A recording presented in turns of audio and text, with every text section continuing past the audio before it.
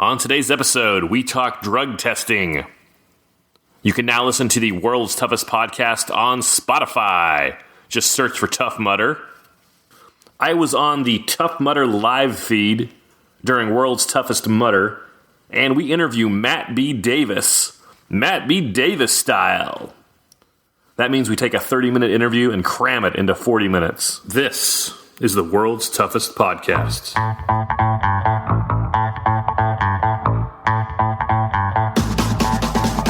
Welcome to the world's toughest podcast, where we talk about any obstacle course race you'd like, as long as that's world's toughest mudder.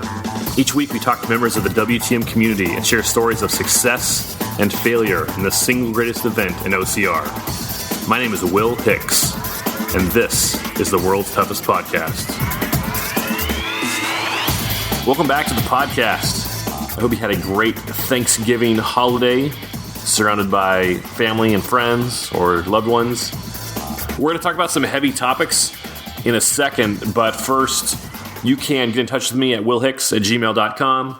You can subscribe to our weekly email at facebook.com/worldstoughestpod, and you can be a part of the show by leaving a review on iTunes. Just search iTunes for Tough Mudder. We're still at number 2 as far as reviews go, but I'll give you another update when we get to number 1. Speaking of that weekly email, go subscribe to that. We just emailed out part 1 of our World's Toughest Christmas list. Part 2 will go out early Monday morning. So if you want that weekly email, go to facebook.com/worldstoughestpod. Let's talk about drugs, specifically drug tests. Something happened over the Thanksgiving weekend, and it's not pleasant to talk about, but we need to talk about it. For the first time ever, an obstacle course racer failed a drug test at a major competition.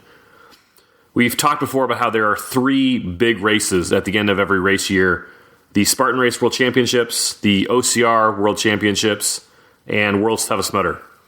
All 3 have drug testing policies, but OCR WC has been the industry leader in this area.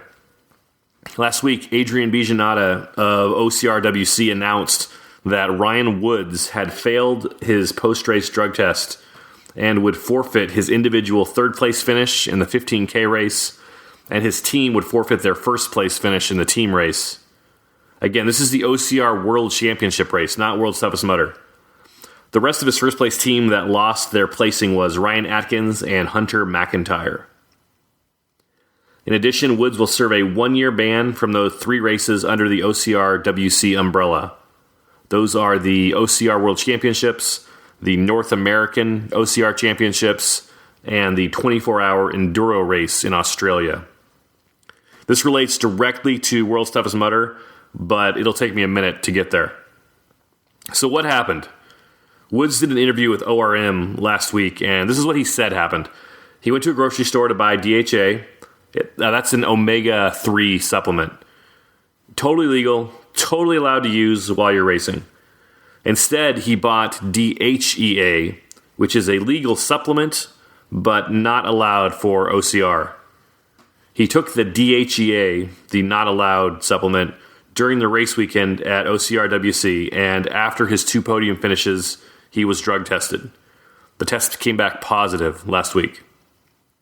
Just a quick aside, I'm only going to talk about this topic for a few minutes. If you want much, much more, you should check out Matt B. Davis's Obstacle Racing Media podcast titled Interviews from the Recent OCR WC Disqualification. Matt talks with Ryan and with Adrian Bijanata, the CEO of OCR WC, the 2 guys that are right in the middle of it, that know what's going on. It's outstanding work. It's a great episode. He got it up. He did the interviews and got the episode up the same day it happened. Because of that episode, I actually signed up to be a patron of ORM at patreon.com/obstacle racing media. The $5 a month I am throwing toward Matt is more than worth it for what he brings to the OCR community. And if Matt worried about his Patreon as much as he worried about staying in front of me in iTunes reviews, he'd be a wealthy man. Matt, should I start a Patreon and try to pass you? Then you'd care about it. Also, Evan Preparis did an entire episode on this topic also. Check out the Strength and Speed podcast, episode 34, OCR and doping. Evan feels very strongly about the topic, but he comes from a different angle than Matt. Matt talks about it from a journalist point of view, kind of giving Ryan the benefit of the doubt. Evan talks about it from an elite competitor point of view, ready to throw the book at him. I think the best response is somewhere in the middle. This all happened about a week ago, the day before Thanksgiving. My first reaction was, this has nothing to do with cheating. This was an honest mistake that broke the rules. Hunter McIntyre makes honest mistakes at OCRWC every year. Not drug-related, but he misses a bell like every year, I think. When you hear Matt's interview with Ryan, it breaks your heart. Everyone knows Ryan. His tent was like 3 down from me at World's Toughest Mudder this year. He's a nice guy. He's humble and he's kind. And if you believe him, as he's talking about what happened, your heart literally breaks for him. A couple times in the interview, Matt says something to the effect of, this will be good for the sport, but it's a shame that it happened to you. That's because Ryan is so well liked in the community, and he's a genuinely nice guy. When Matt says it's a shame it happened to you, I don't think he's playing favorites. Here's how I would say it. It's good for the sport that we now have proof that the drug testing process is legitimate.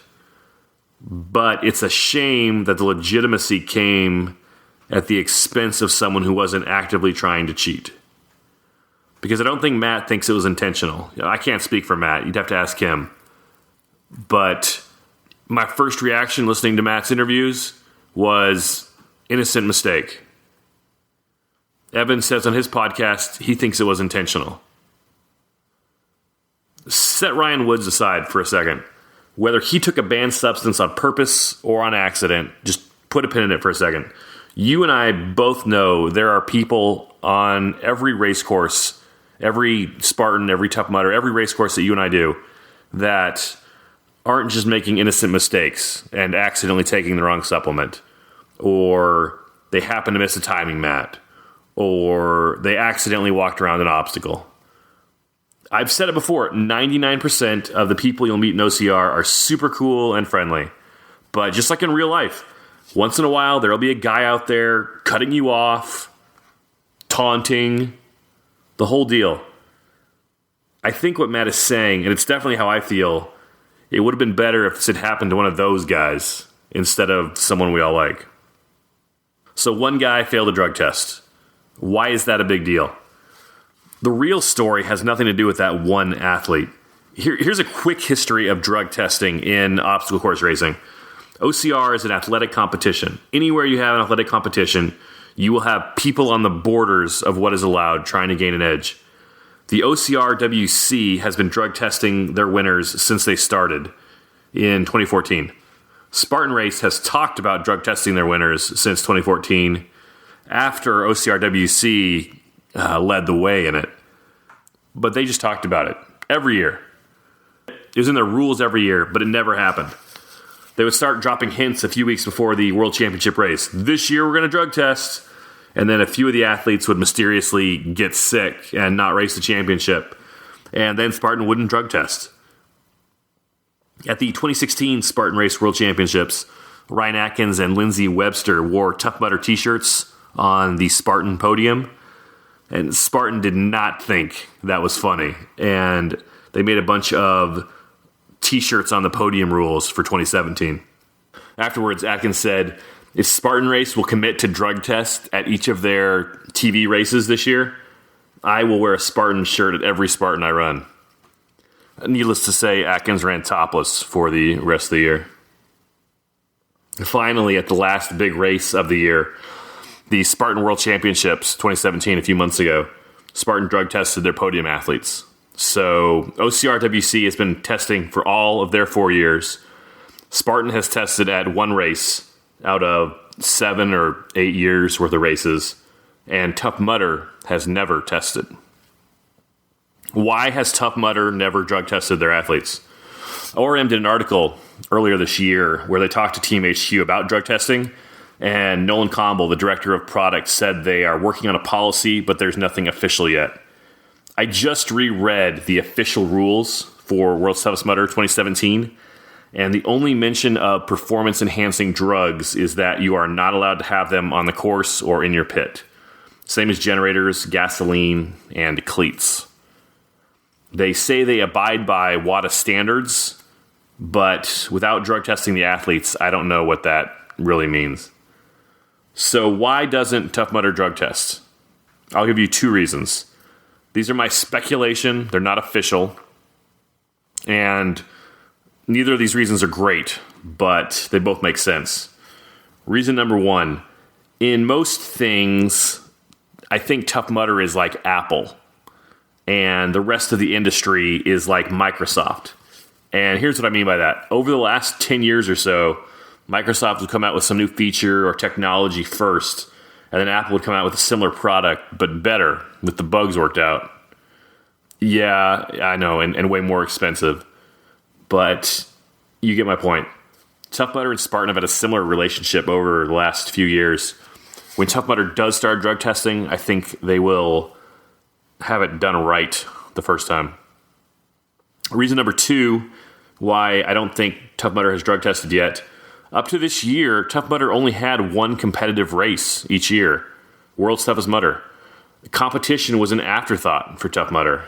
Why would they even worry about drug testing when 95%, 99% of their effort was going toward it's not a race but a challenge?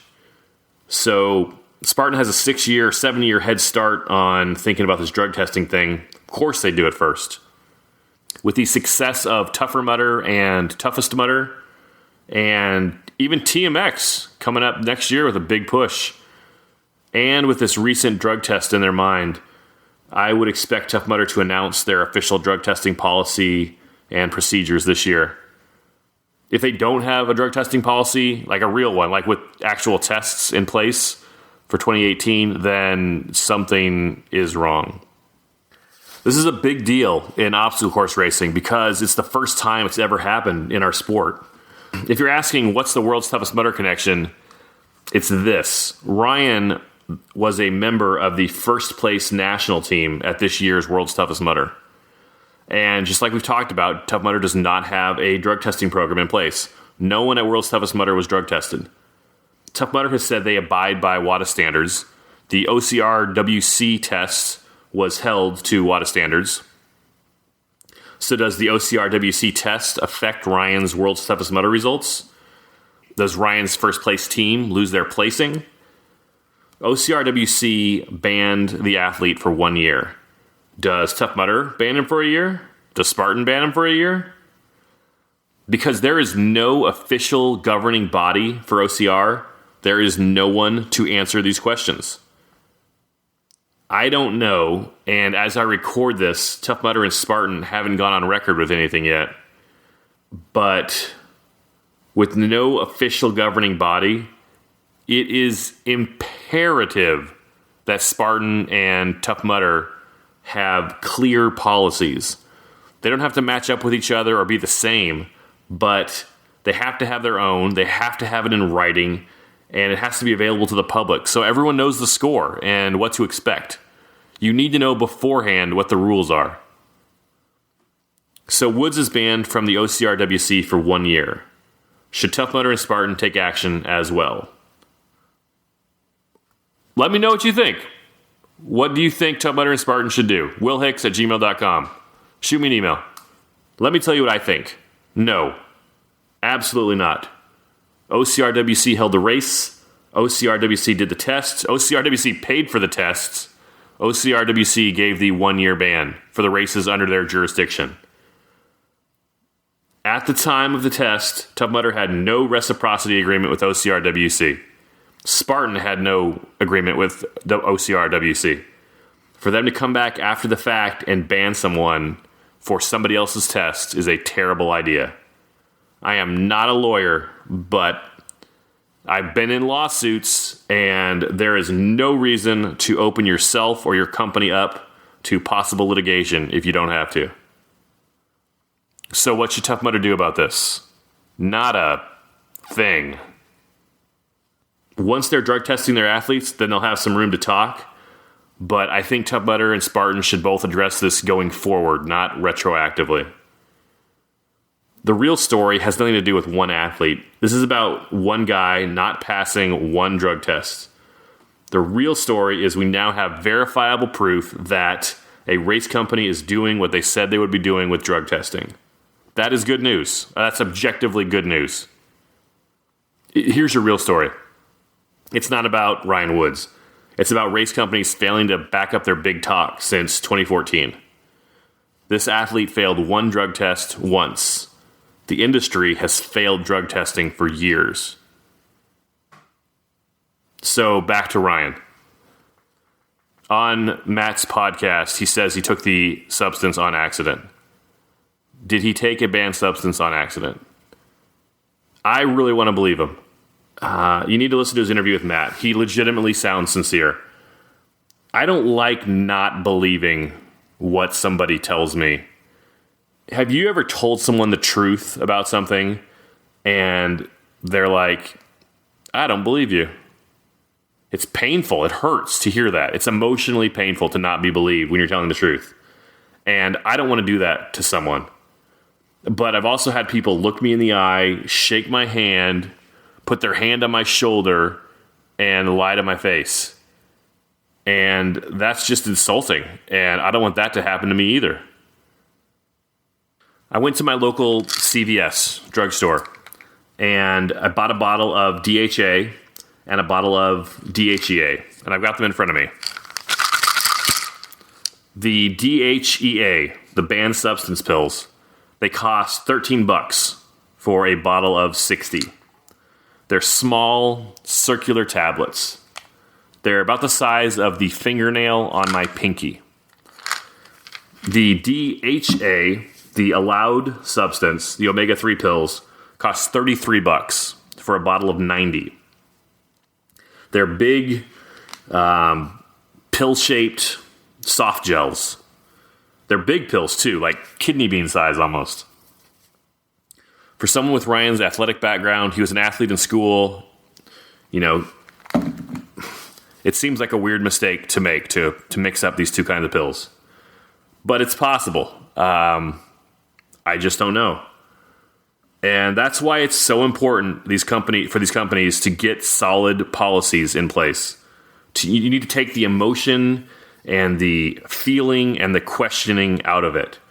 You need to be able to say, did the athlete pass or fail the test? He passed it. Great. Let's move on. He failed it. Okay. Is this his first offense? This is the penalty. It's the second offense. This is the penalty. If it's his third offense, this is the penalty. I need to set those penalties up, and they need to be in writing, clear to everybody before any testing takes place.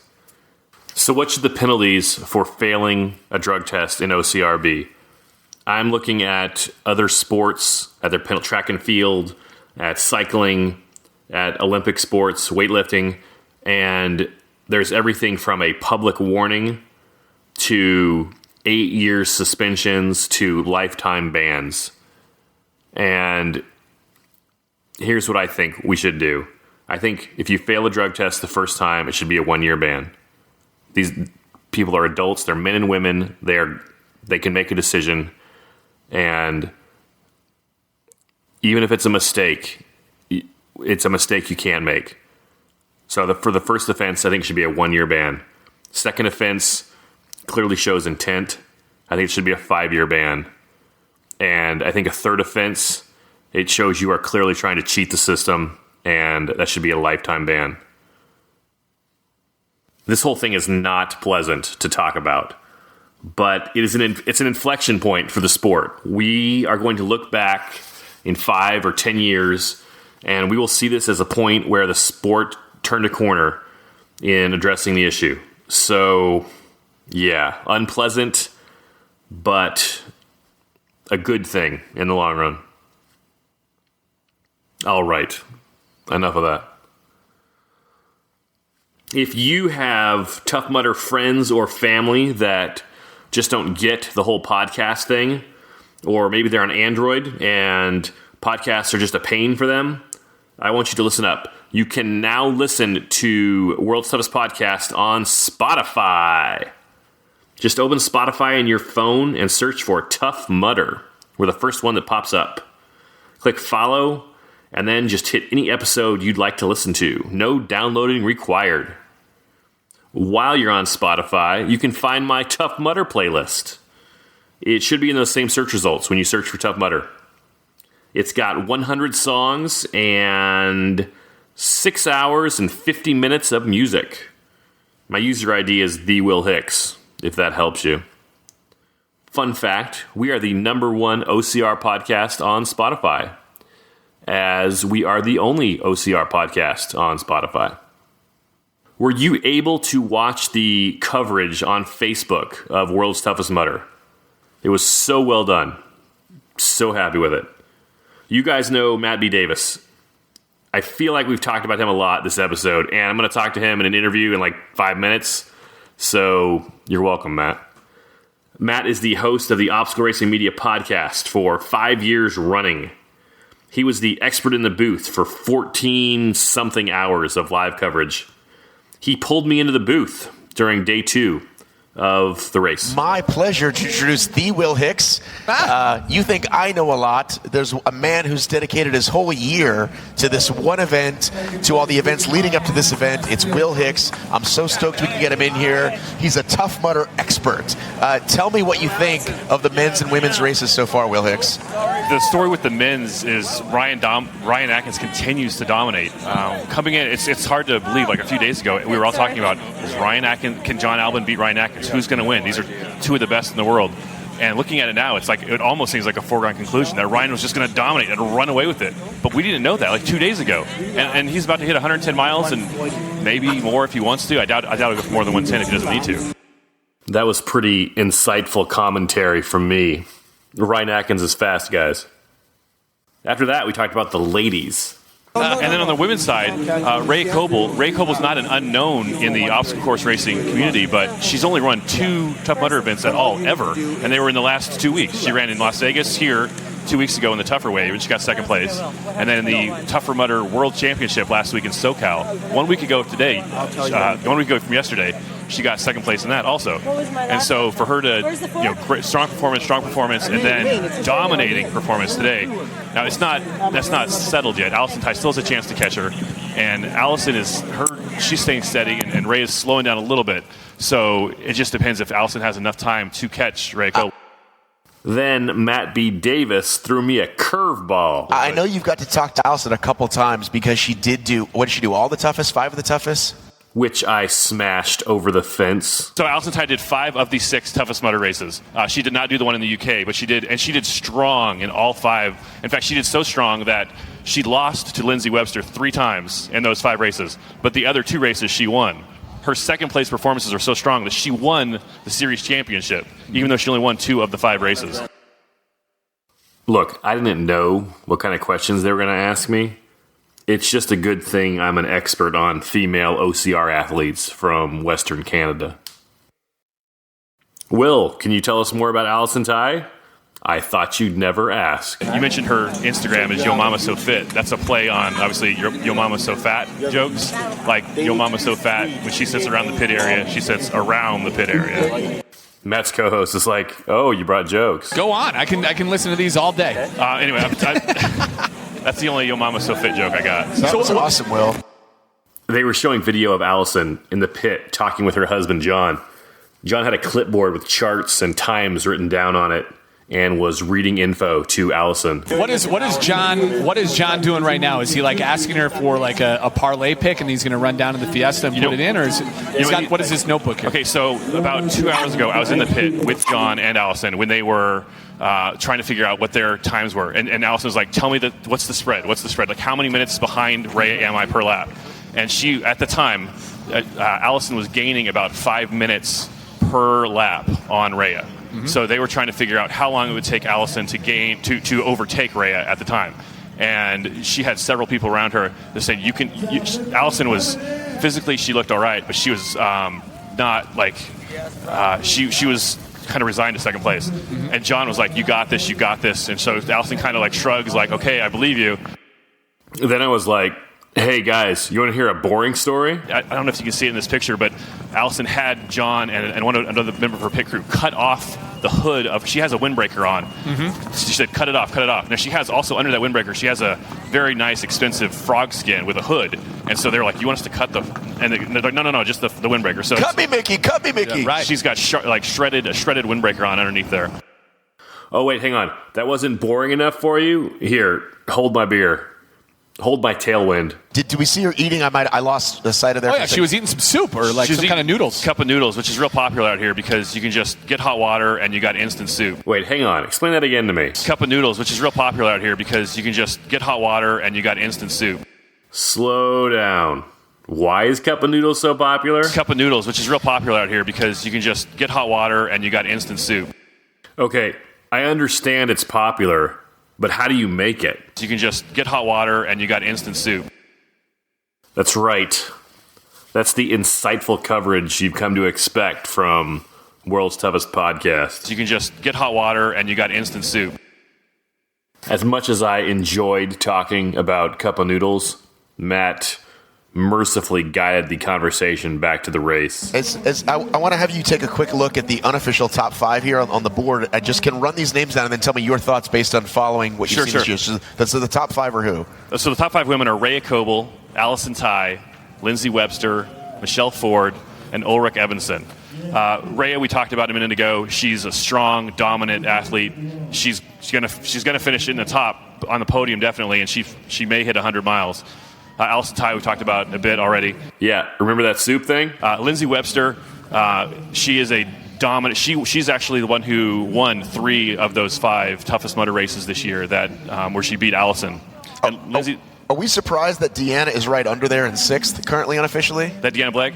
No, actually, as I was walking up here to the booth, I saw Deanna Blake coming in to finish a lap. So she might have. I'm not sure if that's. She might have bumped up a couple slots since then. Oh, okay. Do we know much about Ulrika? She finished 3rd at the Toughest Mudder UK. She's a strong performer over in the UK, and I wasn't expecting her to see her that high. Ulrika, I meant no disrespect. I just haven't seen you race in person yet. Ulrika ended up finishing in 5th place. It's funny being in the booth because the announcers have no control over the camera. The director is in a separate booth, directing the cameramen and the drone pilots, and then he's deciding which shots make it on air and which ones don't. And it's the announcer's job to basically talk about whatever they see on the screen. They don't really have a choice. Take a quick look at Hunter. Biceps win races, so do those gorgeous legs of his. All that being said, they don't decide what they talk about, but they do get to decide how they talk about it. Biceps win races, so do those gorgeous legs of his. Matt, to what would you attribute Hunter's success in OCR? So do those gorgeous legs of his. Matt, how do you think Hunter gets around the house? So do those gorgeous legs of his. Matt, what would you say is Hunter's best attribute? So do those gorgeous legs of his. Matt, gun to your head. If you had to pick your favorite part of Hunter's body, what would you pick? No preference. I don't know what we're talking about. Tommy tried to pull us back to the race again. Let's talk about his form right here. Is this elite athlete running form? Tommy doesn't know Matt or I very well. Are any of the 3 of us qualified to answer this question? So my time was up, and Matt and Tommy had some kind words for me. So we're going to say goodbye to Will, and I want to thank him, number 1, for bringing all that insight. So glad we got to bring in here. And I have to say, it only took me 5 years to get in this chair. And you come out with a podcast, blah, blah, blah. Boom. You're on Facebook Live. Thanks so much, dude. Thank you, man. Will Hicks, the man. Will Hicks. Will Hicks. And we'll see you at the finish line. Sounds good. All right, man. Good seeing you. Will Hicks showing some love on Tough Mudder Live right now. A lot of hearts, a lot of thumbs up. Matt B. Davis knows I don't care about likes and hearts. He knows what I want. You can give Will a thumbs up or 5 stars. 5 stars. All right, fine. That's what the kids are doing these days. Tommy's kind of new to all this. We'll bring him up to speed. Hey, Matt, how would you review World's Toughest Podcast? 5 stars. You are too kind. Did you listen to last week's episode with Rhea Coble? Rhea is your women's World's Toughest Mudder champion. Hey, Rhea Coble, how would you rate World's Toughest Podcast? 5 stars. Matt? 5 stars. Rhea? 5 stars. You guys are the best. 5 stars. Before we sit down with our chat with Matt B. Davis, let's read some iTunes reviews. The first one is from Canada. I love Canada. If America ever gets too crazy, I'm either moving to Canada or England or Hawaii. This is by Artemis Dreams. Best way to get psyched up for World's Toughest ever. 5 stars. Thanks for the fantastic podcast, Will. I have been keenly listening in the lead up to my first WTM, and the podcast has been both informative and inspiring. Van City Simon and I have just arrived in Vegas, and we are currently listening to the call-in episode. Side note, Simon says I have to ask you to say Christopher Mendoza and play his theme music, because it's one of the best things about your podcast. Wait, hang on. Artemis Dreams. That's the best thing about the podcast? I didn't even write it. Keith Allen wrote it. It's about somebody else. And it wasn't even aired on the show. I pulled it off of Facebook. But if that's your favorite part of the show... Back to Artemis Streams. But I particularly love that you give equal airtime to the awesome women in the sport. Can't wait to see my friend Allison Ty smash it this year. Keep up the great work with the podcast. And I'm sorry you won't be running, but I hope you have an awesome time anyway. Thank you for the kind words, Artemis. You're right about all those things. Allison Ty did crush it. I did not run, but I did have an awesome time. The women in OCR are great. You're right. Love the Tough Mudder ladies. Next review is from England. I love England. Not now, but remind me to tell you sometime about running through the streets of England, past 221B Baker Street and the parks over there sometimes. Not now. From England, this is from Fun, Addictive, and Fun. 5 stars. Been meaning to write a review for a long time, but since I use these podcasts for my journey to and from work, it gets left behind when I arrive at work. But I've listened to this podcast now for a good 6 months in the build-up to WTM, and the guests and knowledge that is shared on this is truly the best. It's great to keep on top of the wonderful world of Tough Mudder while they keep adding new events, and changing the game up also, just for a laugh. And it's really easy to get along, and you soon find yourself wanting more episodes when you've run out. Sideways smiley face. Great work, Will. Hope you keep up the good work and find more topics to talk about and more guests to speak to. Be great to know more about training regimens and recovery from athletes and the non-athletes to compare. Gareth from England. Thank you, Gareth from England. I appreciate you listening all the way over there. I am working on coming over for Toughest Mudder Midlands next year. I'll let you know if it happens. The last review is from the U.S. of America. This is from V2 Gamer. Spartan Baby gives you 5 stars. Will, thanks for letting me know I can finally review on my phone. Yes, I'm lazy. I'm definitely a Spartan Baby and have yet to run a Tough Mudder, but I love this podcast. Will is really great at bringing in quality content, race reviews, helpful tips, and great interviews. Can't recommend enough. 5 stars. P.S. Your Instagram game is no stars. Let's work on that. Sideways winky face. You are not wrong about that, Spartan Baby. My Instagram game is terrible. There are some great follows on Instagram, though, and on Twitter. I should do a segment on that sometime. Not today, though. You know what, though? You say you're a Spartan Baby and you've never run a Tough Mudder, but you love the podcast. I am very glad for all of that, but how did you find us? How did you find the podcast? Why did you start listening? I am thrilled that you listen, but I go out of my way to not talk about the latest Spartan race results or what happened at Savage last weekend, unless it directly relates to what we're talking about here. But Spartan Baby, how did you find us? Let me know, willhicks@gmail.com. And I've seen the emails. I am not going to do a show just like this, but for Spartan. First of all, I only have so much time in the day, and my wife and kids get dibs on some of it. And each 1 hour episode I do takes like 6 to 7 hours of writing, recording, editing, and I'm not going to double that. Secondly, you really don't want me doing that podcast. I have a ton of respect for what Spartan has done, what they built, and they're very good at what they do. But you want someone doing that show that lives and breathes Spartan racing.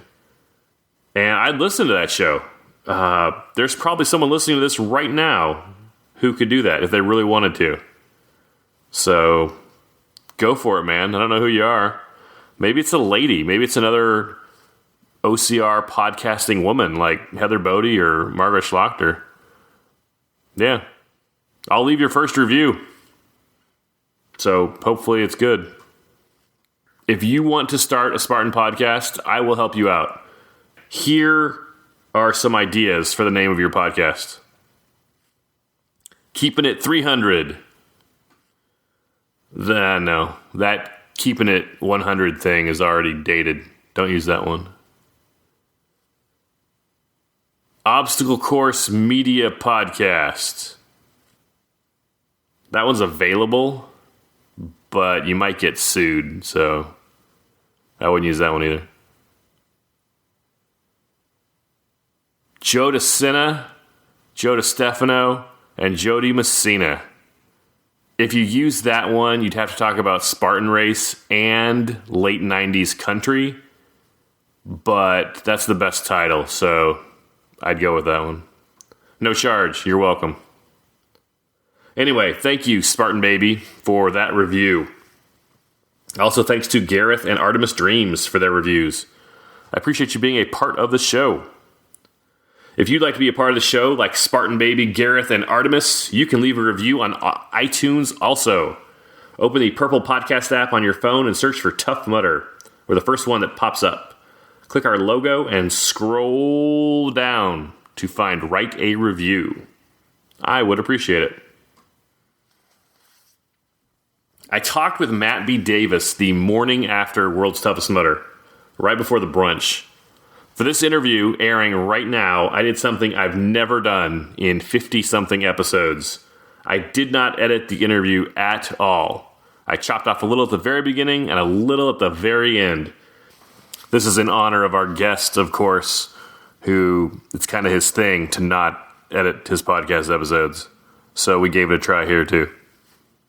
You can tell I didn't edit it because more than once I say, yeah, I'm going to edit this later.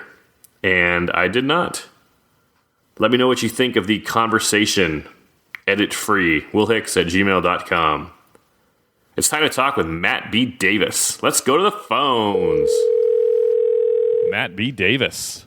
Let's go to the phones. ObstacleRacingMedia.com. Can you say it like that? .com. No, instead of let's go to the phones the excited way, just let's go to the phones. Can you do that one week just for me? You know, we have those inside jokes. Just 1 week, instead of let's go to the phones the excited one, just go, let's go to the phones. You don't like, let's go to the phones. Let's go to the phones. Let's talk to some people. 5 stars. Matt B. Davis, you're kind of a big deal now. I guess we talked about this before, but you were Did we? Well, I've been promoting your appearances for weeks now on Facebook.com/ToughMudderLive. Thank you. You were on for 14 hours yesterday? Actually, slightly more because the midnight special was supposed to end at midnight, but then we watched Superman. Someone cannot remembering his real name. Tyler is either his first or last name. I so apologize. It's a really long day. Anyway, we watched him get lowered, so we kept it on. But then we ended slightly early, which I'm glad for. It was like, all right, the energy's up. We don't need to go 20 more minutes. Let's kill it. I want to watch the very end, though, because A, that guy fell on his face, and B, they did one of those drone shots, and like then sort of went away. And I mistimed my like fucking yell. I was like, yeah, like so the thing like, bzz. But then like they weren't. Then Tommy said something after it, and it was like, okay, that was shitty. But so, what was the experience working 24 hours in the booth, watching the race as not just as a commentator? You have to talk about what's going on. Well, it's given me a even cooler perspective because, so for example, I'm privy to information that I wasn't privy to before. So Nolan Campbell, who I already had this amassed respect for. And I've said this publicly before that, like, this term race director that gets thrown around, and like, I'm a fucking race director, and this guy is, dare I say, a genius. I mean, you talk about what it goes in to put in a 24-hour event. Okay, what are the conditions like? What could the weather be like? How do we want to do this, and this? When do we want to open these? When do we want to close these? Like, and so the very first race we ever did, he was like, the Tough Mudder production crew didn't do this. He did this. He was like, here's a walkthrough of each obstacle, of when they might be there, of what to talk about. Like, the guy his life is just stats and data and whatever. Anyhow, so he was like, oh, I made this for you and this for you. And it was just like, so I could talk about, this is what happened during the night. This is what went on. Anyway, being privy to more information helps me do my job better. And then I thought, like, okay, this will be great. I usually run around with the phone and like every leaderboard and every lead change and all night, blah, blah, blah. And you know what? I was able just to let that shit go. In a big way, which I'm glad, because I had people doing it. And first of all, I had Yancey. So if you haven't gone back and watched the Facebook videos, he's the best, right? So that was awesome. And then even the people who did the Instagram and stuff, like, would it have been exactly how I would have done it? No. But in the past, I would have like corrected them. Like, as soon as I got done with the show, I'd be like, listen, you're not doing this and this. We need more. And it was just like, you know what? People are going to get what they get. There's so much out there. It's okay. I think I'm growing up is what I'm trying to say. That's a big part of being a good boss or good employee, is accepting, you know what? My employees will never do it as good as me, but that's okay because I can't do everything by myself anymore. I know, but that's why I have, like, my previous business failed, my staffing companies. I was never that way. I was way too much of a control freak. And yeah, and like, even like, honestly, like, this is like, in all seriousness, like, you came in, like, you're bright and bushy tailed, you got your equipment ready, and that used to be me, dude. Like, all right. But even last year, dude, like, even last year, I messaged every winner, meet me at the Westin, blah, blah, blah. And I started doing that this morning, and I was just like, you know what? I'll get them after the awards, and if I don't, it's okay. So yeah, I just think that's, yeah, I don't know. Am I making sense, dude? Yeah, no, absolutely. So tell me about This is killing me, dude. Can we, like, just unwrap that a little bit? Just give me a little. Let's go to the phones. So what was your favorite part of the weekend? I gotta say, my favorite part of the weekend. I think the in between times were really good because, like, obviously I'm doing it for sort of intel purposes, but it is just fun, right? Like, because the teams were rotating, I got to talk to those guys a lot because they'd be in the booth, and I would just, like, hang out with them. Ryan, I'm going to give a big shout out to Ryan Woods and his girlfriend, who I made fun of him for calling her a girlfriend. They let me sleep in their tent, and I got a good hour and a half in there between the second and third shift, and that made all the difference in the world. Like, it was really pretty much, that's always when if people say, do you sleep? And I say no, but I know 4 to 6 that's sort of the witching hour that in the race is the hardest to push through, and as a media type person. So you try to go to sleep, and you wake up to the sun is not up, but it's grayish, and the music is pumping again, and it's like, all right, here we go. Like, even though the finish isn't for hours away, I'm gonna have to. I think I need some more perspective because I really did enjoy all of it. I mean, like, being able to do, like I said, I thought I was going to be like running around. I did the only Instagram stuff I did in between time was mostly just me telling everybody, hey, I'm eating some crap. But then at one point, I kept catching them go up that hill. Like, if you go back, well, it's probably gone now, but that starting hill, you ran the race, right? No, I didn't. Oh, you didn't run the race. I'm sorry. So just like last year, the first part was up a hill under previously that big man, and so I caught Ryan, and they usually kind of power walk that hill. So I did a thing with Ryan, and then as I was coming down, Allison was coming up, and I was coming down, Lindsay went up. So I got 3 or 4 of those, and that's like the most racer content I did all weekend on ORM. Talk about the elites. What did you think of that? Talk about the elites. Let's go to the phones. What did you think about Ray Coble coming in and wire to wire? Has that ever happened before? Never happened. She won the sprint lap, and won the whole thing. and she stayed in front the entire race. Right. What do you think about that? Well, I even wrote in the little article, hey, she's a dark horse. Hey, she's probably not going to win, but you never know. But even with that, I don't know, am I a mean person? Because I was just like in my mind, like she's going to blow up. I mean, much the same way I thought about Ryan Atkins 2013. That's tradition. Like it happens all the time at World's Toughest. People come out really fast and they blow up like midnight or 2 or 4 a.m. They can't keep that pace anymore. Even at 6 a.m., I was like, she could just fucking fall out, right? And Allison or somebody could catch her. Like it's so, like even though 6 o'clock seems like, oh, well, it's just, but it's 6 more hours. So that's a good 4 laps for people, right? But yeah, she just, it was, and I got to say, like, she gave out a primal scream at the end. Did you see that? Like, it made me cry. I was like, oh my God, it's like the human drama of athletic competition. I want to talk to her more. I'm sure you do as well. So she can talk about, basically she said, from what I gather, we did have her in the booth, and she said she had sort of the, like, not quite sure, too cold, too hot thing working out. But I love it. I love that it's a quote-unquote Spartan racer, because I like when because most of them, honestly, Spartan racers don't have the guts. They just stick to the Spartan series. They don't do a CRWC. They don't do WTM. So bully on Rhea for saying F all that noise, and I'm going to come do it. And it was her first year. Well, tougher were the first 2 toughest she ever did, and she only lost to the fastest person we know, Nicole. But, Nicole says she's not ready for this. But again, she didn't shy away from it. So that was awesome. Good for the sport. What did you think about the other woman, Allison Ty, in second? Everybody kind of thought this might be Allison's year, right? But again, I just think, like, as these years go on and people, sort of build a legend of, like, lifetime miles and stuff, we're going to, like, she's going to go down as one of the greats, right? I'd like for her to get the title sometime, right? But yeah, like, and again, like all the things that can go wrong. We thought it could be Morgan's year. We thought it could be Chikorita's year. I have no idea what happened in Chikorita. I never saw her name on the leaderboard. I saw Zoe 4-5, Zoe Chasen, who we didn't think necessarily had a shot, right? I saw Chikorita in the top 5, maybe in the first 6 hours. And by the way, whoever we're talking about, we haven't talked to you. We're not shit talking. I just don't know what happened because I can only talk about what's on the screen, right? And like they always, this is a big note that I kept getting, like, don't talk about things we don't see. Like, talk about what the audience can see. But I have like all this knowledge or questions that I have, and it's like, apparently it's bad to do that. Like, don't ask questions that we can't have the answers to. But thanks to the magic of a 24/7 live feed, oh, wait, it was behind for 3 hours. What the fuck, guys? What happened there? We can talk about that later. Being able to tap that and see, like, here's the top 5. Oh, and Lindsay is 6th. So I can at least say that, right? Or Deanna is 6th, right? That made, you know what I mean? I forgot the question. What about the other women? Michelle Ford was in 3rd. I know very little about. Did not know she was Canadian. That was a big thing. Like, no American women. Like, great international field. Boo America.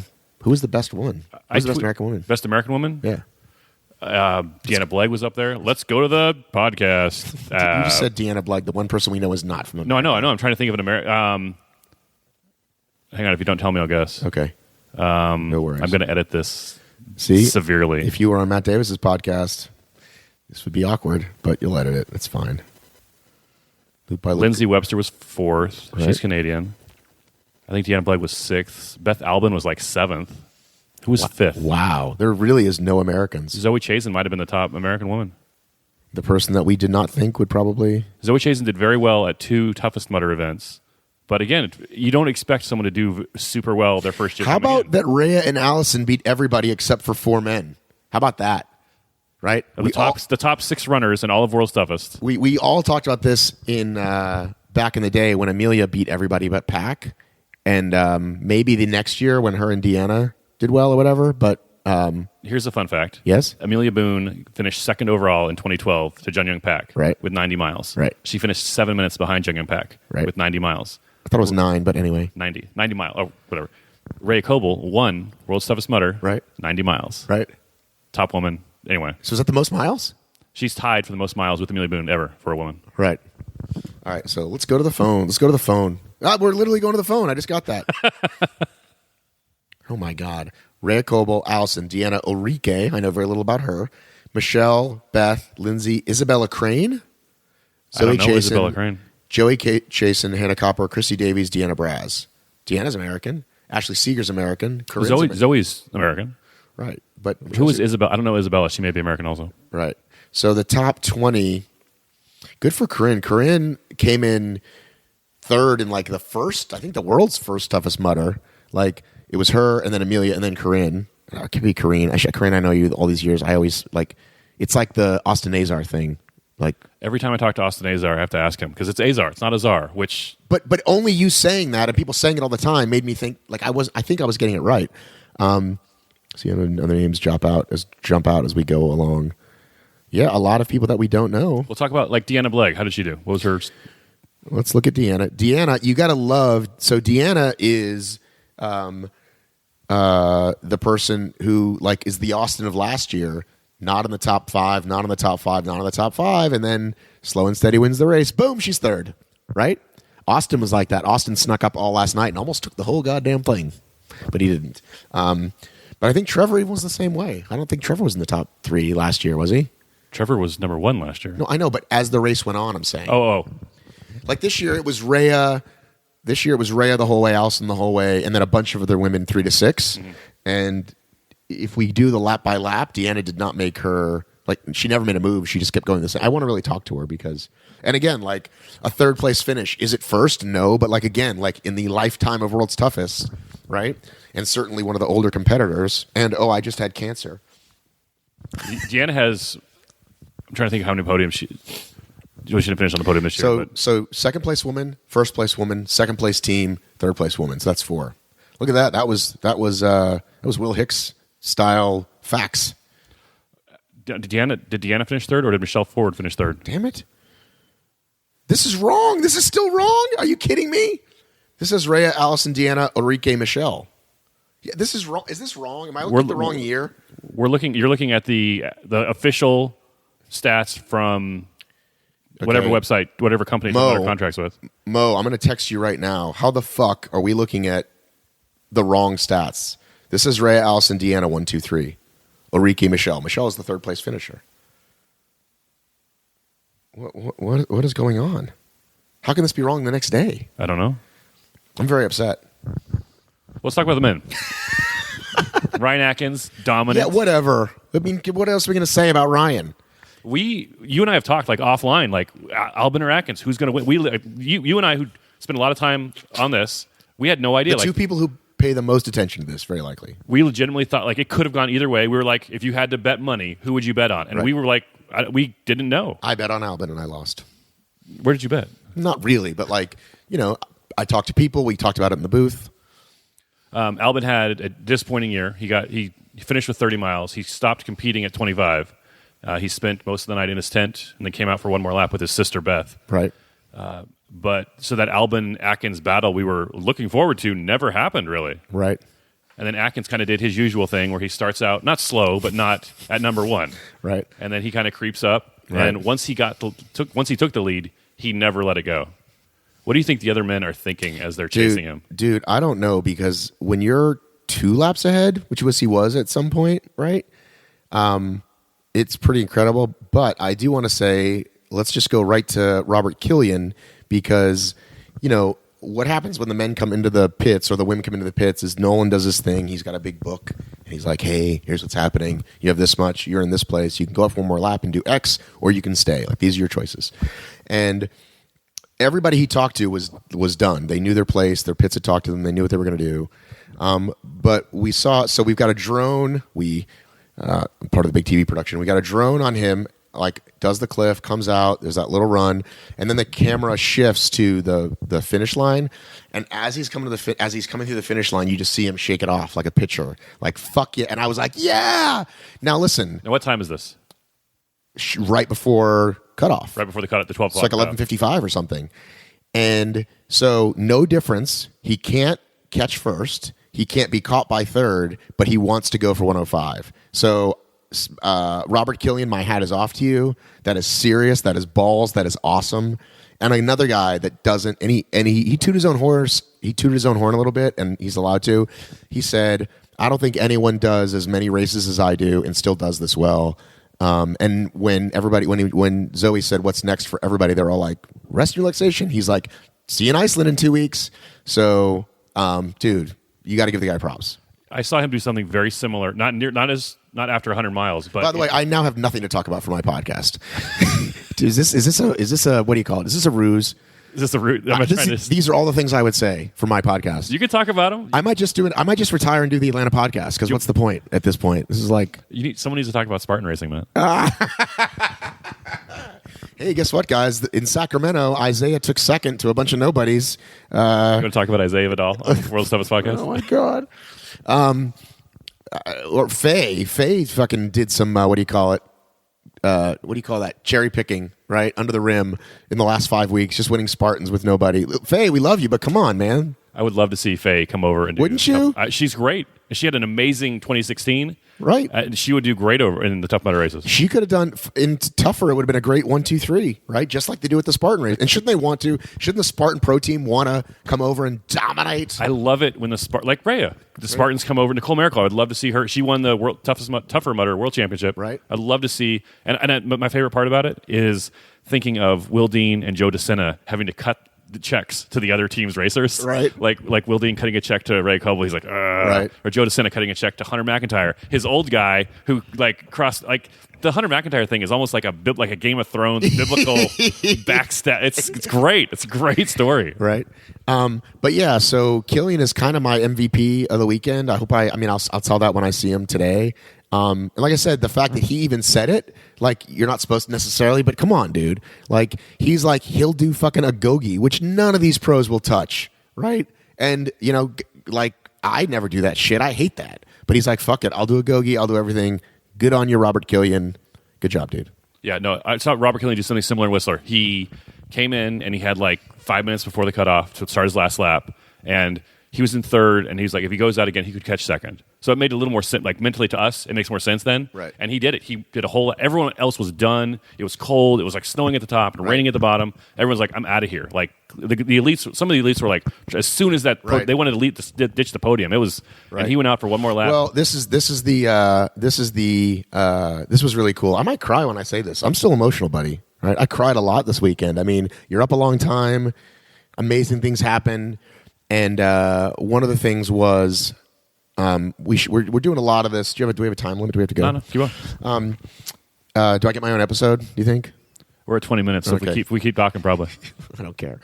At one point, so they're showing all this team stuff. There was a lot of that, right? Speaking of which, the actual team coverage got like none, and I know they're bummed about that. Oh well, we can't do anything about that. Anyhow, but the adaptive athletes got a lot of coverage, and we saw all this stuff with like, here go the adaptive athletes, and they're amazing. And we talk about that, and then not too long later is Killian by himself, right?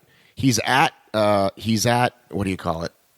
What's the super hard new obstacle? He's at Kong Infinity, and there's no one else in the frame. There might not have been even a volunteer there at that point, right? And it's just like, that's an indelible image. Like, here's this guy, just man against himself, right? Doing this race because he wants to, and then he got to be the last one to go off the cliff. It was super cool.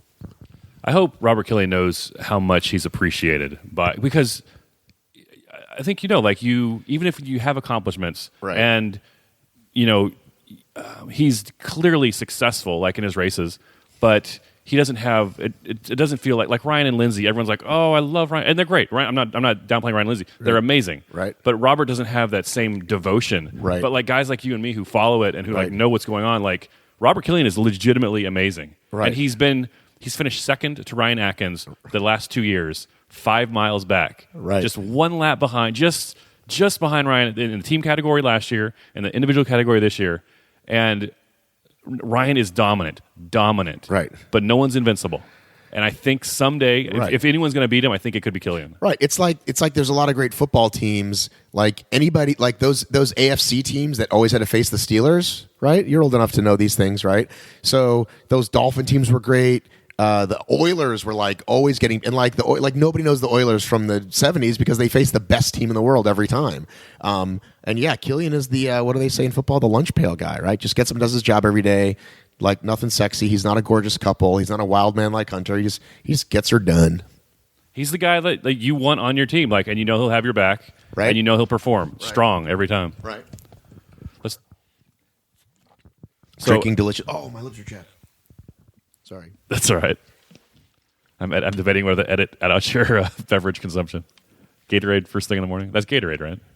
Yeah, well, listen, hotel trick, right? You wake up in the middle of the night, you're always thirsty. It's nice to have a Gatorade. You know what I like to do after a race? I didn't run this year, but what I do after big races is I sleep with a jar of pickle juice next to my bed in case I start cramping. Fun fact.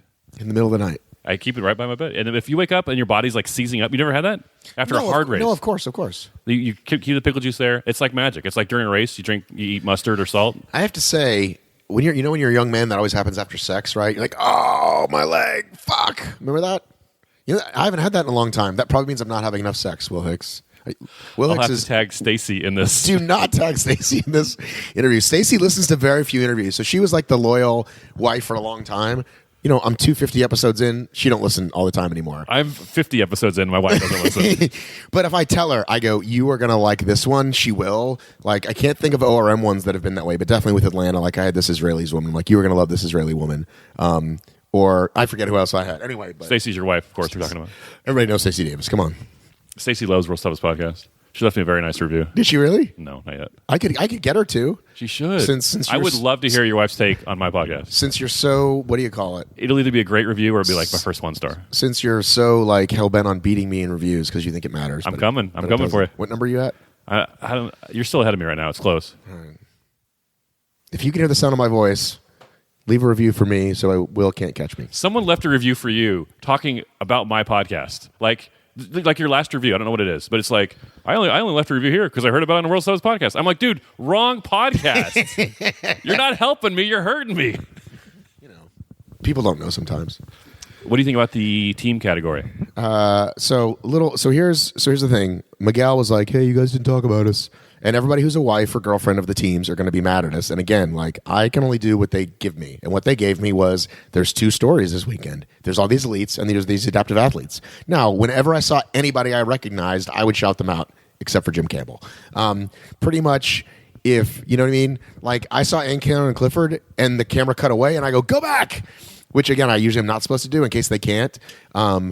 And I saw, if you go back and watch it, like, countless people that I recognize. And if I knew a little bit about them, I would say that's so-and-so, great member of the community, What were you asking? Oh, about the teams. So the teams, you know what they showed on the board was like the same thing you saw at home. Like Team America 8, Team America 7. Right. So every time they showed those, I would have to recite the members, and I would always forget one, right? And again, people got their healings for it. Jones, for one time I forgot Mark Jones. Let's see if I can do it right now. Even all right. Team America number 8. That's the NATO team. See, yes. Now we don't even know. Yes. That's the second place team. So that's Miguel, Austin, Jones. See, I always forget one. Miguel Medina, Austin Azar, Mark Jones, and you might want to sing the last one. Oh, Christopher Mendoza. Okay, and I should remember that one either. The All-American team is Ryan Woods, Glenn Race, Chad Trammell, Brian Gwiski, and Mark Batras was their thing. I almost said his name. So those guys they kept, and then like the German team was third. For a minute, we thought the Canadian team was third with Marco Bedard. I talked about him for like a full 5 minutes, how great he was, and then they were in fourth. They ran. Is that the Canadian team that ran with the axes? Do they run with axes? Or at least they started with them. They were dressed up like with the red and black flannel, and they were carrying like plastic axes. Like so it started. That's the Northman race. Yeah, it was like if you would ever go to another race, you'd know these things. You know what I did in 2015? I did like every race that came to Southern California, and we get lots of races. Like we get everything, almost everything. Did you do Atlas? I did not do Atlas. Did you do Battle Frog? I did do Battle Frog. Do you think Battle Frog's coming back? I've heard they have a 5-year plan. What did you think about Battle Frog race? The one you did, seriously. I did too. Here's my deal with Battle Frog. I'd done Spartan, I'd done Tough Mudder, and then Battle Frog comes to town. And I've heard about Battle Frog on the ORM podcast. And I'm like, oh, Ryan Atkins race. Ryan Atkins was actually the race director for the first Battle Frog. And this was when they made their first push to the West Coast. Right. Because they were regional at first. Right. But then they were like, boom, we're national, baby. So I show up to this race, and they've got some like cool obstacles. They have, when you walk into registration, you walk under an A-frame. That you go over that A-frame during the race. So I was like, oh, that's kind of a cool touch. Like, doesn't Spartan do that usually? I don't I've been to 2 Spartan races in my life, and I'll probably go to my grave having done those 2 Spartan races. I was like, oh, should I finish my trifecta this year? No. So I do this race. And so this is like going to Spartan, having my background at this Battle Frog race was going to Spartan races, going to Tough Mudders, right? Where there's thousands and thousands of people, maybe, I don't know how big a wave is, 900 people, 800 people, like 500 people, like giant. They're giant waves, right? You're packed in there like sardines. Right. So my start wave, because the elite start wave, I'm not exaggerating, is like 15 guys. Right. They ran the men and the women at the same time to make it bigger. Right. And so it might have been like 25. Right. My open wave, the first wave of the day, was like 30 people. Okay, so and I'm like, this seems like I didn't know a lot about the industry or the business. I was like, this doesn't seem like a lot of people. Like, okay, maybe it's Sunday. Maybe that's when the big crowds are for Battle Frog. Like, I don't know how Battle Frog does it. Right. So then I finish my race and I'm kind of hanging out in the festival area and I'm like, oh, Coach Payne is sending out another wave. Let's go watch that. I'm not exaggerating. Less than 10 people. Right. Like he's talking to like people that could fit around your dinner table. Right. And like, and now give Coach credit. He's like 100% invested. He's you're like, around my dinner table, you need to pass the butter. he's given the entire speech. Right. Like it's 900 people, but there were not, like, I was like, where's the wave? Like I thought it was like a run through or something, but it's like, 12 in the afternoon. So anyway, as luck would have it, they're doing elite interviews in the next room. Really? It's funny. When I checked into my room, there was a sign that was like quiet, like interviews in process, and it's like, should we get some afterwards? Well, if you want to steal some, that's what I'm going to do. Right. I texted the guy because thanks to your buddy Matt Davis, there will be before and after interviews with Ray Coble. Nice. On CBS, because we were chatting in the hallway and we just started talking, and then I was like, he was like, have you been able to get a hold of Suzanne? I was like, yeah, I think she's coming. Suzanne Krause, who, by the way, we had for a trivia question. Please don't be mad at me. They put her up on the screen, and I pushed the talkback button. She's not here because they had hashtag, who do you think's going to win? Allison, blah, blah, blah, blah, blah, Krause. I'm like, Krause is not here. She still got some votes. But maybe she could show up late, like Sue Harvey Brown. Sue Harvey Brown made an appearance on the thing. She did the little magical kick your legs finish line, and then like promptly almost fell over. It was great.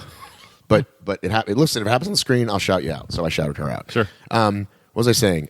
Yeah. So and then we were just talking about blah blah blah, and he was like, "Who's Rhea?" Like, because like my email, like apparently, like they sent that email, like the ORM article. Okay, yeah. Made its way around. Like when they handed me my notes for this weekend, it was your notes. It was their notes, and then it was Matt's notes. Was like that printed out. Of like, so anyway, so that's gonna feel good, right? Right. Oh, absolutely. You're briefing the entire Tough Mudder team. Absolutely. So, let's see if we can see who it is. You can cut this part out, but I just want to see if we can hear. That's Jim Campbell. Is it really? Oh my God! Hey everybody, it's Jim Campbell, Coat. They're like, who's Rhea? And I was like, oh, I'll get a hold of it for you. Beep, beep, beep, beep, beep. So, anyway, this morning I was like, hey man, like when are you talking to these guys? Because we can set them up and knock them down. Let's go to the phones. All right, we're losing focus. So one thing we forgot to talk about. One thing we didn't talk about in the men's category was third place finisher Trevor Psychos. Right. He won last year with 105. Right. Third place this year with 95. Right. What do you think about that? I'm dying to know if he was, because Will talked to him for like a second in the thing, and he's usually pretty even keel, and he was kind of out of it. I'm dying to know if, like, what's his name said. Killian said on the mic, I'm thrilled, 105 second place all day. Like, I killed it this year. This is the best I could do. So I'm wondering if Trevor feels that way or if he's super disappointed. People were saying it was a really hard course, especially compared to last year where people got like record mileage. Right. And so I wonder if that affected the elites like it affected the regular Well, guys. except for the part where everyone was saying it was too easy because they didn't open the obstacles right away. Let's talk about that. So the very first start, there's always been a 1 hour sprint lap. Right. And usually what happens at 1 o'clock is all the obstacles open up. Right. That didn't happen this year. What happened this year? So it was staggered start. Now, there were a few they didn't open the first year, and then they turned some on and off throughout the night. And like you got super lucky, you got to skip like Augustus Gloop or whatever. I don't think I ever did last year. You did it last year, right? Yeah. Okay. This year, they opened, I think, like 2, then 4, then 10 or something. And so you could get a lot of mileage in early on. And most of the obstacles, not all the, it wasn't until like 4 a.m. So, or 4 p.m. Right. So I'm going to do a little hating right now because I just read there's another group called World's Toughest Mudder 50 Milers, and I joined that, and I honestly joined it as a joke because I thought it was from the previous year, like, hey, what do we need to do? But then it was, and then I posted my blog, and people really appreciated it. And then a lot of people, listen, people, I love you, but you got to get real. They posted, I was doing great and on pace for 75. It's like, okay, well, that's the whole point, isn't it? Right? Could I run 5 miles of a marathon and say I was going to break a 3-hour marathon, but then my legs started hurting and I had to slow down? Like, the whole point is that you've got to see what you can do for 24. That's the whole fucking point. So to say you're on pace for 50 or 75, but then you quit at 30 means nothing. Sorry. Like, yes, you should come back and learn from it, but don't say you're on pace for anything. Just say, yeah, man, at 30, this is what happened to my body, and I need to do better. But people kept writing. I saw it like post after post for post. On pace for 50, on pace for 75. It's like, do you understand what I'm saying? Yeah, there's no shame in finishing with 30 miles or finishing or with anything. Yeah, I think really, I said about this on my podcast. I've already got an episode up talking about just showing up and starting is a win. Right. Like 99% of people in America, there's 320 million people. Right. Most of them will think you're insane for starting. So anything you get, 25 miles, you get a patch. Some people are really disappointed with 25 miles, like, oh, I could have done better. Right. But, man, and Brian Atkins told me, like, own your performance. That's all right. I remember that. I remember you saying that. Like, there's no shame in not getting, the only shame is in not trying or not giving 100%. Like, the only way that you can fail is if you don't give your best.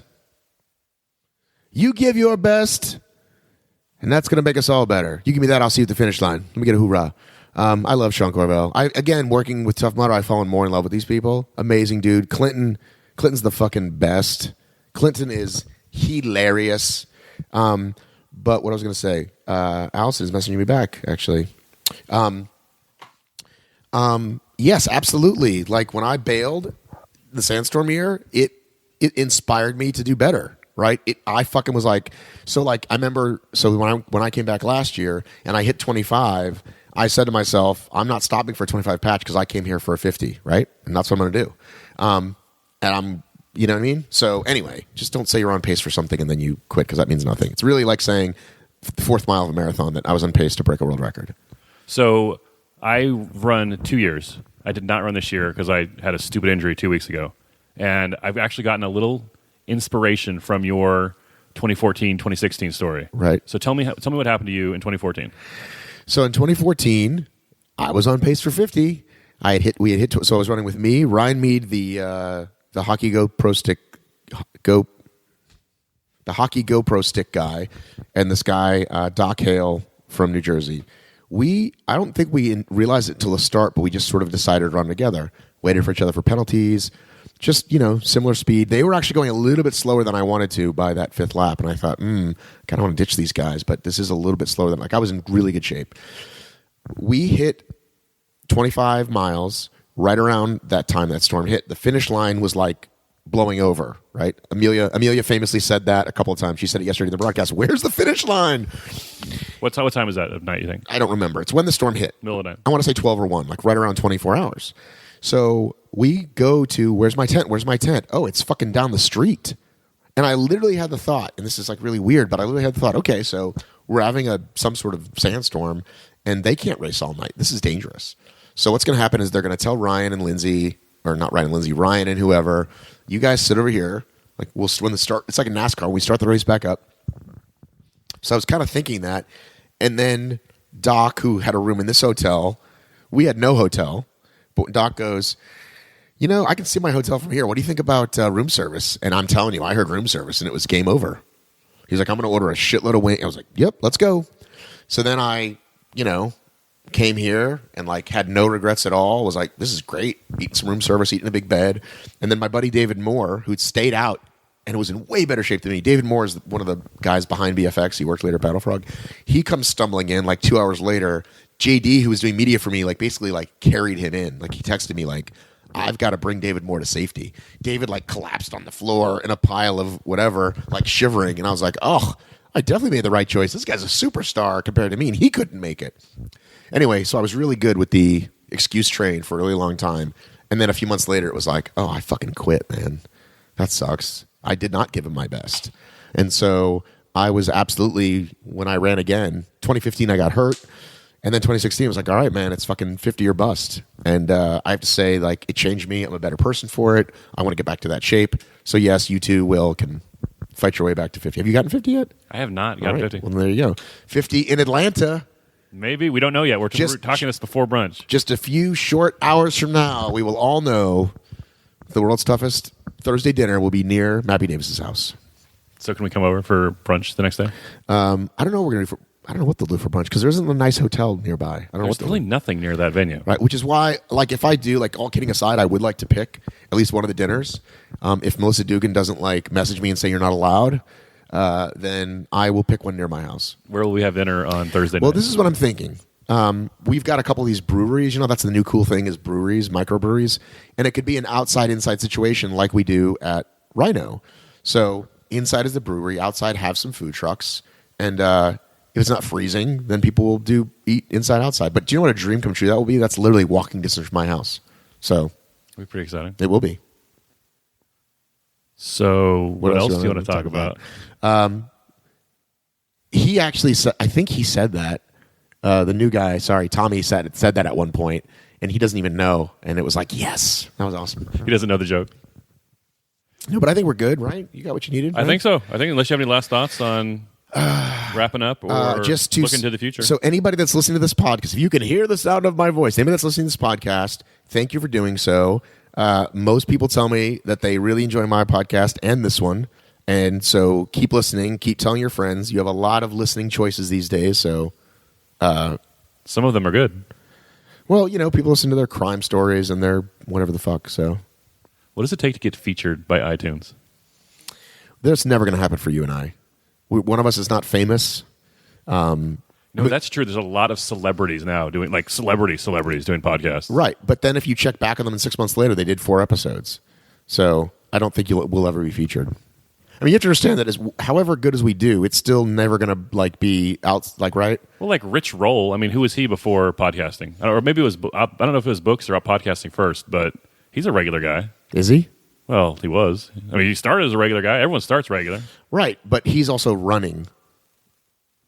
Which I guess I should do, too. No, I mean, like, running as a category versus OCR as a category. There is no OCR category. I think you and I are both in, like, health and fitness or something. Right. Maybe we should be in running. Maybe that's the spot. There's so much competition. I don't know. Well, if you come back for next year and you don't pull a piss and cocks, but I think you will. Again, we've talked about this. All these other competitive series have, like, you came at the right time because now there's all this stuff. Otherwise, it would be fucking shark bait and Hannah Copper every week, right? Piss and cocks are still around. There's Carlo. I saw him this weekend. You did see the other one, though. Well, he was having to move, I think. He wasn't able to make it this year. Listen, I love those guys. But I think they know it, too. They know that it's kind of like they were a moment in time. I feel like we should wrap up with something more uplifting. I think so, too, but it doesn't always happen that way. Can you play the Mappy Davis music at the end when we're done? Just like, I'll say something good, and you go... Did I ever tell you about your theme music, your end music? You know it's called Running Bear. Yes. And it's a joke, Running Bear. Like, it's an Indian... Right. But it's not B-E-A-R. It's B-A-R-E. It's like a naked Indian boy. No, it's not. Running Bear. You know how, like, Dances with Wolves... Like, I know what the words are. The Indian... I had a whole episode about this. I know, but Running Bear, like, it's not like dun dun dun dun dun running. He's naked as he runs. No, it's and then Running Bear did something and something. A little white dove, his girlfriend. Right. They jumped into the river. Right. They swam toward each other. Anyway, we used to sing that at summer camp when I was a kid. And so then when I discovered OCR in your podcast, I'm like, why does he have this song from when I was 12 years old on his podcast? Well, this is the laziness and yet genius of Mappy Davis. I put in, like, a free music website the word running, and it was like the third one, and it was like, sounds good to me. Running music. Because I just wanted the word running in it. Yeah. There you go. Well, it's anyways. All right. Well, that's not negative. We're leaving on a high note. Can we cheersies? That was like touching penises. No, it was not. Okay. Talk not even close.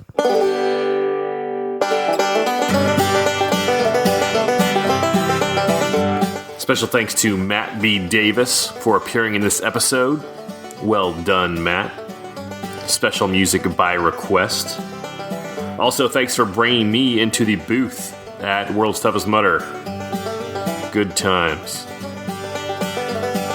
If you want more World's Toughest podcasts in these lean off-season times, there are 2 things you can do.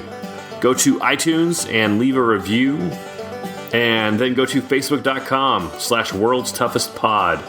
Like the page, and then click the link on the side that says World's Toughest Email. You'll get an email from me each week talking about Tough Mudder or World's Toughest Mudder or whatever is going on in the industry related to those things. Right now we are talking about gear for World's Toughest Christmas lists. Check it out. And if you've done all that, shoot me an email at willhicks@gmail.com. I would love to hear from you. Kevin, I know I owe you a reply still. I am on it. Thanks a lot, guys. We'll see you next week.